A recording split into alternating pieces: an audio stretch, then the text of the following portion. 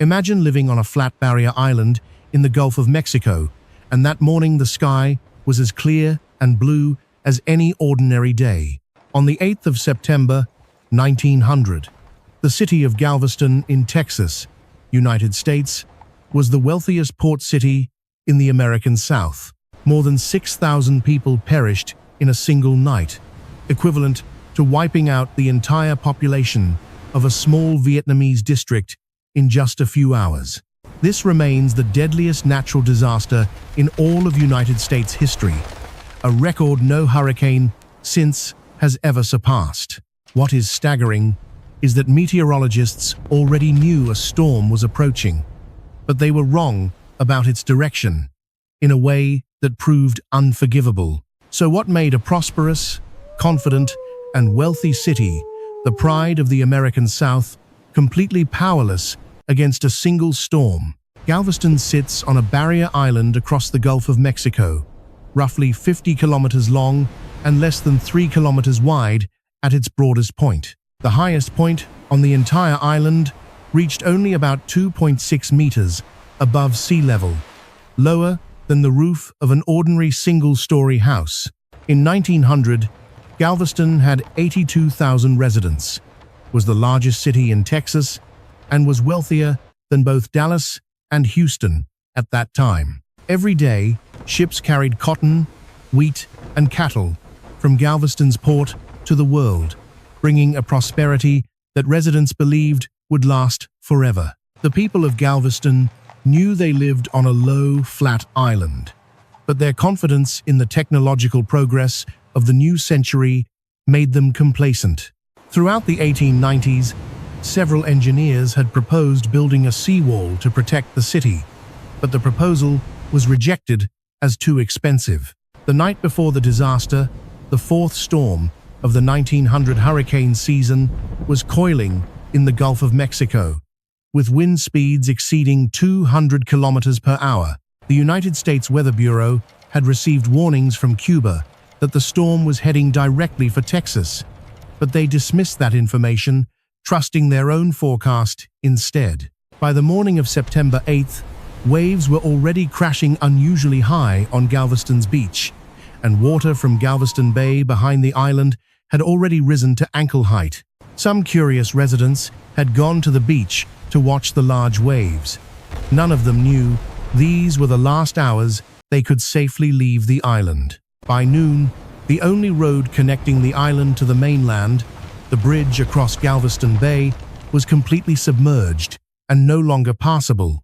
82,000 residents of Galveston were now completely trapped on an island lower than the sea level, rising around them every hour. And the real storm had not even arrived yet.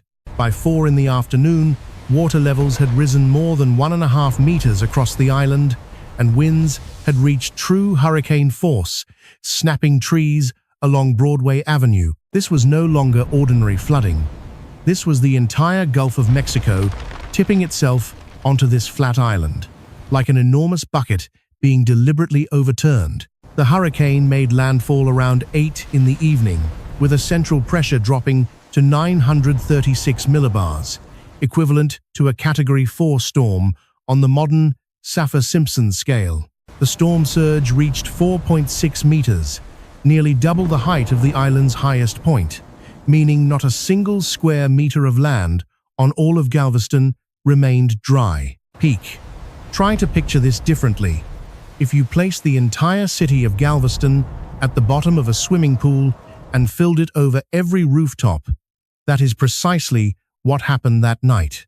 Winds exceeding 200 kilometers per hour began turning timber planks, roof sections, and iron rods into deadly projectiles, flying at lethal velocity through the absolute darkness. The Victorian wooden houses that had been Galveston's pride were now deadly hazards, because when they collapsed, they created a wave of splintered timber that smashed into every neighboring structure. Scientists later described this phenomenon as a moving debris wall, a wave as tall as a 2-story house, made entirely from the wreckage of homes that had already collapsed. That debris wall spread across the island from south to north, stripping everything in its path like a colossal plane blade shaving the island clean. Peak. In less than 12 hours, 3,600 buildings were completely destroyed, a devastation area equivalent to the entire Hoan Kiem district of Hanoi being razed to its foundations. Among the few structures still standing, the most notable was the Bishop's Palace, a 4-story granite building constructed in 1892, which endured the full fury of the storm. The red brick Sacred Heart Church on Broadway also survived, but the entire wooden residential neighborhood surrounding it had vanished completely, as though it had never existed. Think about what happens when the largest port city in the American South suddenly loses all communication. No electricity, no telegraph, no route back to the mainland. The only bridge connecting the island to the mainland had been completely swept away, and all railroad lines were also destroyed, turning Galveston into a truly isolated island cut off from the outside world. The entire harbor fleet of Galveston, the steamships and sailing vessels that had been symbols of its prosperity, were lifted by the storm and hurled hundreds of meters inland from the shore. Peak. When dawn broke on the morning of September 9th, survivors emerged and saw not their city, but a flat sand plain stretching to the horizon, punctuated by debris piles reaching 6 meters high. Estimated death tolls ranged from 6,000 to 12,000 because there were insufficient population records to determine exactly how many people had been on the island that night. To deal with the enormous number of casualties, authorities initially decided on sea burial, carrying the dead out to sea by boat. But the ocean returned them to shore within only a few days. Ultimately, authorities had no choice but mass cremation directly on the island, burning enormous pyres right on the streets of Galveston for weeks on end. The smell of smoke from those cremations spread across the entire island and drifted on the wind all the way to mainland Texas, becoming an inescapable reminder of the disaster's scale. This was no longer merely a geographic disaster. This was the moment the wealthiest city in the American South lost nearly 1/10 of its entire population in a single night. News of the disaster took 2 days to reach the outside world, because every telegraph line had been severed and messengers had to row boats or wade across to the mainland. When the first telegraph from Galveston reached Washington, D.C. on September 10th, President William McKinley immediately ordered the full mobilization of all federal relief forces. The American Red Cross, under the command of Clara Barton, who was then 78 years old, arrived in Galveston and organized the largest relief operation in the organization's history to that point. In the 3 weeks following the disaster, more than 1,000 metric tons of food, drinking water, and medical supplies were transported into Galveston by boat because the road bridge had not yet been restored. Despite the scale of the disaster, the people of Galveston decided not to abandon the island, and within the first weeks, they had already begun rebuilding their city. But this time, they decided to do what engineers had proposed years earlier and been refused for being too expensive: build a massive seawall protecting the entire southern face of the island. This concrete wall rose 5.2 meters high, was nearly 5 meters thick at its base, and ran 17 kilometers along the Gulf-facing side, completed in 1904. But the wall alone was not enough, because if seawater could still flood over the back of the island, the wall was only half a solution, and the people of Galveston knew it. Chief Engineer Henry Martin Robert proposed a solution unprecedented in American civil engineering history, raising the entire foundation grade of Galveston City by 1 to 5 additional meters. This was one of the most ambitious engineering projects in early 20th century American history, as thousands of houses and buildings were jacked up and sand was pumped beneath them to raise the ground. Even Sacred Heart Church was jacked up and its foundation raised, a process that took many months and required centimeter-level precision to avoid cracking the stone walls. By 1909, The entire central Galveston city had been raised an average of 3.5 meters, and more than 2,000 buildings had been relocated onto this new elevated grade. But there was one thing no engineering could repair.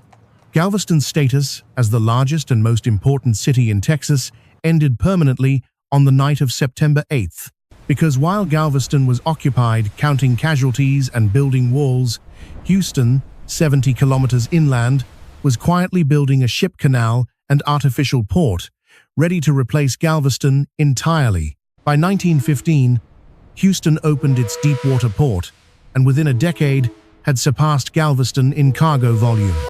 Never looking back, the economic damage of the 1900 Galveston hurricane was estimated at approximately $30 million in contemporary value, equivalent to more than $1 billion in modern purchasing power.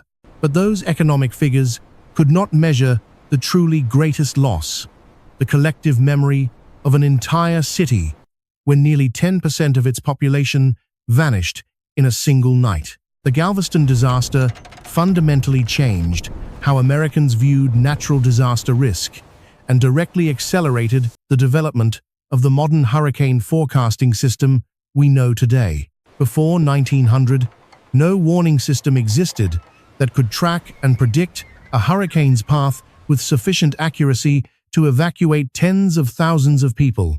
After Galveston, the United States Weather Bureau began building a denser network of meteorological observation stations along the entire Gulf of Mexico coast and throughout the Caribbean. Galveston also directly inspired the construction of similar seawalls in Miami, Houston, and dozens of other coastal cities along the U.S. East Coast and Gulf of Mexico.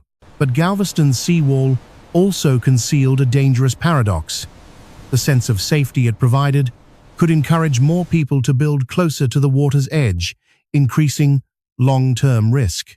When Hurricane Ike struck Galveston in 2008, the seawall performed its intended function and protected the area behind it. But everything outside the wall was still completely destroyed. Galveston today remains a city of more than 50,000 people living on that same low-barrier island, still facing hurricane risk from the Gulf of Mexico every storm season, from June through November. And Galveston is not alone. More than 40 million people currently live on barrier islands and low coastal plains along the U.S. Gulf and Atlantic coasts right now. Climate change is causing sea levels in the Gulf of Mexico to rise faster than the global average, while simultaneously intensifying the power of tropical hurricanes. Scientists at the National Oceanic and Atmospheric Administration, NOAA, project that by 2100, sea levels at Galveston could be 60 to 90 centimeters higher than today. That means the seawall that the people of Galveston built with such pride and hope after 1900 will provide diminishing protection with each passing decade. In 2019, the United States Army Corps of Engineers proposed building a massive new storm barrier system for the Galveston region called the Ike Dike Project at an estimated cost of $28 billion. That project remains in the approval and funding process, meaning that while meetings continue, every new hurricane season is another roll of the dice for 50,000 Galveston residents. The story of Galveston is not just the story of a Texas city in 1900. It is the story of every low-lying coastal city in the world now facing the same choice. Ho Chi Minh City, where more than 10 million people live on the Mekong Delta floodplain below sea level in many areas, is facing risks directly comparable to Galveston in 1900. Jakarta in Indonesia is sinking at a rate of 25 centimeters per year in some districts due to both groundwater extraction and the weight of construction on soft alluvial soil. Miami Beach is investing billions of dollars raising streets and building anti-flood pump stations, but many scientists believe these solutions are only temporary measures before sea levels rise too high. What is notable is that Galveston's lesson is not to never build near the sea, but to build with full respect for the power of what the sea is capable of doing. Today, we have satellite systems tracking hurricanes continuously around the clock, computer models predicting their path to within kilometers 5 days in advance, and instant evacuation warning networks. Thanks to these systems, when Hurricane Katrina approached New Orleans in 2005, more than 1 million people had been evacuated before landfall, something utterly unimaginable in 1900. Yet, even with all those advances, Katrina still killed more than 1,800 people, and the world saw that forecasting technology is insufficient if protective infrastructure and social systems still have gaps. Galveston in 1900 taught us that natural disasters are not just a matter of nature, but also a matter of decisions that humans make years and decades before the disaster strikes. The people of Galveston repeatedly rejected seawall proposals throughout the 1890s because they were too expensive, a decision they paid for with the lives of thousands of their neighbors. Right now, hundreds of similar meetings are happening in coastal cities around the world, where officials are weighing the cost of disaster protection investment against other competing priorities. The question Galveston poses has never truly changed across 125 years. How much are we willing to pay before the disaster to avoid paying far more after it? On that island today, a 17-kilometer concrete seawall runs along the Gulf of Mexico coast, built from the grief of thousands who were no longer present to see it completed. And in the city's historic cemetery, the tombstones of hundreds of families all share the same date of death, September 8th, 1900, like a question mark that was never fully answered. Some families lost as many as 14 members on the same night, an entire family branch erased from history as completely as though they had never existed on this earth. This is no longer just the story of a hurricane. It is the story of what happens when a modern, confident, and prosperous society chooses to bet that disaster will not come. Cuban meteorologists sent accurate storm track warnings, and the United States Weather Bureau dismissed them out of pride in its own forecasting capabilities, a lesson in the arrogance of immature science. Chief Engineer Henry Martin Robert, who designed the citywide grade-raising plan, did so at the age of 72, after a lifetime better known for his study of meeting procedures, and he genuinely changed Galveston forever.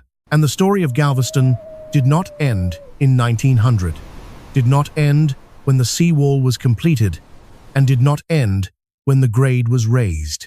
That story is still being written right now, in every hurricane season, in every budget meeting about whether to raise and reinforce the wall, in every family that chooses to still live on that island. At its deepest nature, Galveston is the story of the never-ending dialogue between human beings and the lands they choose to call home.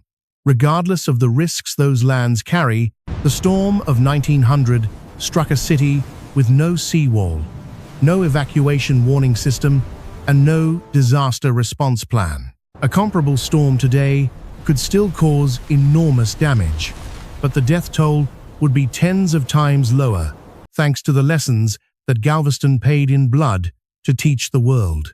Every coastal person in the world, from Da Nang to Manila, from Chennai to Miami, lives in a city that has learned at least part of that lesson in one way or another. And Galveston today stands as a reminder in concrete and history that preparedness is not pessimism. Preparedness is the most profound act of care a society can perform for the next generation. There is one detail few people know about the night of September 8, 1900. The Galveston weather station recorded wind speeds reaching 190 kilometers per hour before the anemometer itself was blown away. After the anemometer was swept away, no one knows what wind speed was actually reached, and that absence of data is perhaps the most complete answer to the question of how powerful the storm truly was. On the morning after the storm, a meteorologist named Isaac Klein, the very man who had dismissed the early storm warnings, survived miraculously by clinging to the wreckage of a swept-away house. Isaac Klein lived another 46 years after that disaster and devoted much of his remaining life to research on improving hurricane forecasting, a scientific act of redemption lasting nearly half a century. The story of Galveston is the story of both Isaac Klein's, the man who dismissed the warning before the storm, and the man who spent a lifetime after the storm learning from that mistake. And perhaps humanity is the same. Galveston's seawall has been tested many times since 1900, by the storm of 1915, by Hurricane Carla in 1961, and by Hurricane Alicia in 1983. Each time, the wall held, and the human death toll never approached the scale of 1900, exactly what the engineers of that era had hoped and bequeathed to future generations. But Hurricane Ike in 2008 flanked the western edge of the wall, flooding the unprotected Bolivar Peninsula and killing more than 200 people, a reminder that walls have limits. And that leads to a question that Galveston and many coastal cities worldwide are grappling with today. No engineering structure protects forever. So where is the line? Some cities in the world have given the most extreme answer: full relocation, like certain Pacific Island nations slowly consumed by rising seas, who are negotiating to purchase land in other countries. Rotterdam in the Netherlands gave a different answer: redesigning the entire city to live with water, turning squares, parking areas, and parks into flood retention basins when needed. And in all those answers, the shadow of Galveston 1900 is still there, like a historical ghost, reminding us that this question is not new, only the scale of it grows larger with each generation. On September 8, 1900, the ground did not shake. There was no lava, no earthquake-driven tsunami, only wind and water, the most ordinary things in nature. And it is precisely because of their ordinariness that the Galveston disaster is most frightening, because it reminds us that nothing extraordinary is needed to erase what humanity builds over decades. Every hurricane season, from June through November, Gulf Coast residents enter a state of heightened alertness, tracking the low-pressure spirals forming in the Atlantic and moving into the Gulf. Not every storm becomes a Galveston. Most will weaken before landfall or turn in another direction. But every hurricane season contains within it the possibility of a new Galveston. That is precisely why Galveston's seawall is not just a concrete structure. It is physical proof that humanity is capable of learning from disaster and acting before the next one arrives. And the question that history poses to our generation is whether we will build our own equivalent walls, not necessarily from concrete, but from policy, from science, and from political will. There is a little-known story about post-disaster Galveston. Residents planted oleanders and sunflowers across every empty lot where houses once stood, turning wounds into gardens. Those oleander bushes still bloom on Galveston Island today, and the city calls itself the Oleander City, as a reminder that life always finds a way to grow from what was destroyed one night. That is all the wind and water needed to erase the wealthiest city in the American South. But more than 125 years later, the question that night posed still has no final answer.